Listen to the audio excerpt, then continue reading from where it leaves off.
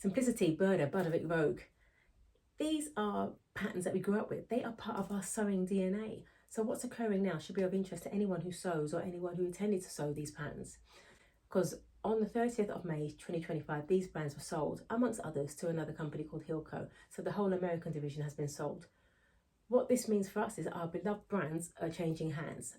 Now, with any change of hands, a change of direction could happen, and we have no idea what that is, but it's something to be interested in. The loyalty to these brands cannot be overstated, and the longevity is amazing. These are brands that our grandmothers, our mothers sewed with, and they set the standard for how we sew today and how patterns are. I myself learned on these brands.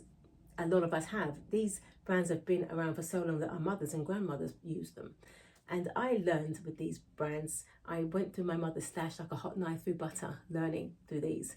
And I'm grateful for how they helped shape my sewing knowledge at that early age. These brands have been sold before. Let's not forget, they sold in 2020 and survived that. 2020 is different to 2025, I guess, as obviously there was a pandemic then. And in 2025, we've had major retailers go bankrupt, and we've obviously got talk of tariffs.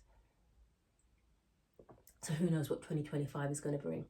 I mean, sewing is not just about the big four. Obviously, we've seen the rise of independence over the last decade or so, and some independents have become strong, trusted brands in their own right.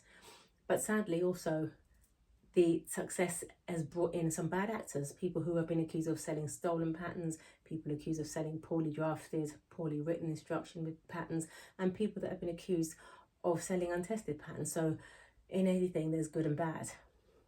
But I think the beginners are really at an interesting time. It's an interesting time to start sewing, particularly if you want to use patterns, because you have a broader range to choose from than I did when I learned.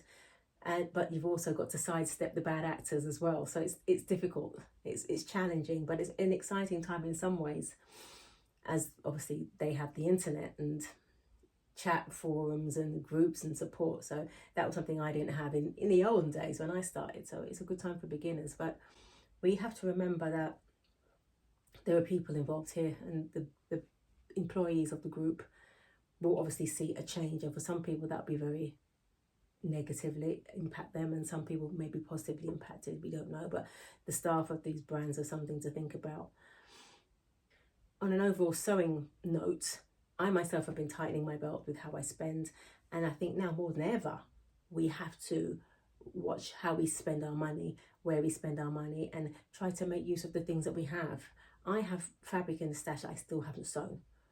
I still have patterns in the stash that I still haven't sewn. And I think even using a pattern once is a little bit of a shame. It could be made again, or maybe hacked and made in something new. So I think now more than ever is time to be resourceful with the things that we have. But it'd be interesting to watch the news and see what happens with these legacy or heritage brands. I would like them to remain. And if they do, who knows, they may take a different form. They may no longer be in paper. They may sell in different outlets. They may cut the range, they may expand the range, who knows. It's all speculation at this point, but it's an important development to note, particularly with the end of Joann's stores. I know from my US friends, they really mourn the loss of that store. So sewing, as always, is eternal, and creativity is eternal. So we will carry on no matter what happens. The only thing that will change is maybe how we do that. It may impact who can afford to sew. It may even impact how we communicate about sewing and how we feel about it. It may become even more dear to our hearts. So we'll see. But let me know in the comments your experience of the big four, your experience of indies, whether you even draft your own patterns, and what's your thought on this current development. So I hope you get some time to sew this week and get to make something sensational. Until then, I will see you either in the comments or in the next video.